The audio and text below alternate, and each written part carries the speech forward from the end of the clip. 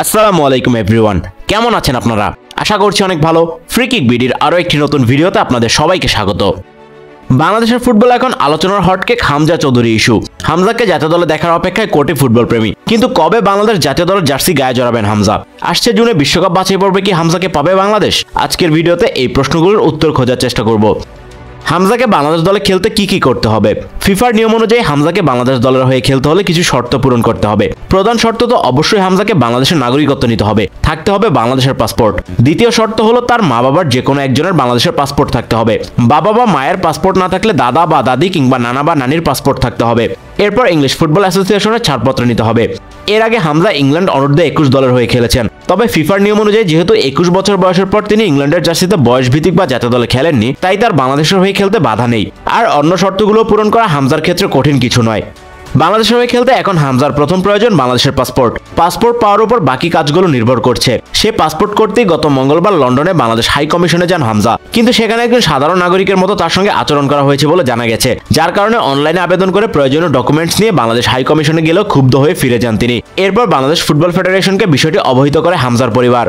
হামজার পাসপোর্ট প্রক্রিয়া ও বাংলাদেশ দলে খেলানো নিয়ে কাজ করছে বাফুফে। পাসপোর্টের জন্য আবেদনের আগের ধাপ জন্ম নিবন্ধন। সম্প্রতি হামজা বাংলাদেশের জন্ম নিবন্ধনের কপি পেয়েছেন। বাফুফের সাধারণ সম্পাদক ইমরান হোসেন তুষার জানিয়েছেন, হামজা ও তার পরিবার বাংলাদেশের ব্যাপারে বেশ ইতিবাচক। হামজার মতো খেলোয়াড় বাংলাদেশের হয়ে খেলতে চান, এটা আমাদের জন্য অনেক বড় প্রাপ্তি, তাই আমরাও আন্তরিকতার সঙ্গে এটা নিয়ে কাজ করছি। কিছুদিন আগে হামজার পরিবার তার জন্ম নিবন্ধন সনদ নিয়েছে, এতে আমরা সহায়তা করেছি।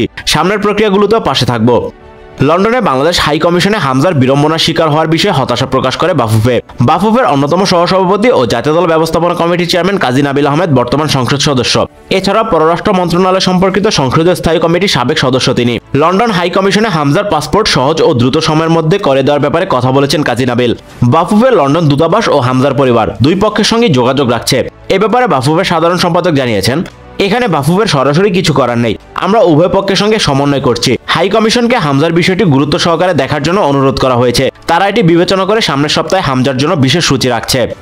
বাফুফে হামজাকে সোমবার আবারও লন্ডন হাই কমিশনে যাওয়ার অনুরোধ করলেও তার উপস্থিত হওয়ার সম্ভাবনা কম, কারণ তিনি মঙ্গলবারই পরিবার নিয়ে তুরস্কে ঘুরতে যাবেন। মৌসুম শেষ হয় আপাতত অবসর সময় কাটাচ্ছেন হামজা, আর তাই আগামী মৌসুমের জন্য নিজেকে সতেজ করতে পরিবার নিয়ে ঘুরতে যাচ্ছেন তিনি। সেখান থেকে ফিরে এসে পাসপোর্টের আবেদন করার সম্ভাবনাই বেশি। এবার প্রশ্ন, আবেদন করার পর পাসপোর্ট হাতে পেতে কতদিন সময় লাগতে পারে? পাসপোর্ট করতে প্রথম শর্ত জন্ম নিবন্ধন কিংবা জাতীয় পরিচয়পত্র। ইতিমধ্যে লন্ডনে পাঠানো হয়েছে হামজার জন্ম নিবন্ধন সনদ। সাধারণ পাসপোর্ট পেতে 15 দিন, জরুরি পাসপোর্ট পেতে 7 দিন এবং অতি জরুরি পাসপোর্ট পেতে 2 দিন সময় লাগে।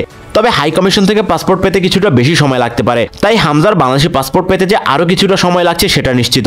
আর সেজন্যই আসছে জুনে বিশ্বকাপ বাছাই পর্বে হামজাকে বাংলাদেশ দলে পাওয়ার সম্ভাবনা খুবই কম, কারণ পাসপোর্ট হাতে পাওয়ার পরে ইংল্যান্ড এফএ থেকে ছাড়পত্রের জন্য আবেদন করবে বাফুফে, সেখানেও কিছুটা সময় লাগতে পারে। তাই আসছে জুনে হামজার লাল সবুজ জার্সি গায়ে জড়ানোর সম্ভাবনা খুবই ক্ষীণ। তবে এই সময়ের মধ্যে প্রয়োজনীয় কাজ সম্পন্ন করে সেপ্টেম্বর বা অক্টোবরের ফিফা উইন্ডোতে হামজাকে বাংলাদেশ দলে খেলানোর চেষ্টা করছে বাফুফে। এবার দেখার বিষয় এ ব্যাপারে পরবর্তীতে কোন আপডেট পাওয়া যায়। হামজা চৌধুরীর ব্যাপারে যে কোনো আপডেট পাওয়া মাত্রই আপনাদের জানিয়ে দেওয়া হবে। সেজন্য ফ্রি কিক বিডির ইউটিউব চ্যানেল ও ফেসবুক পেজে নজর রাখুন। আজকের ভিডিও এ পর্যন্তই, দেখা হচ্ছে পরবর্তী ভিডিওতে।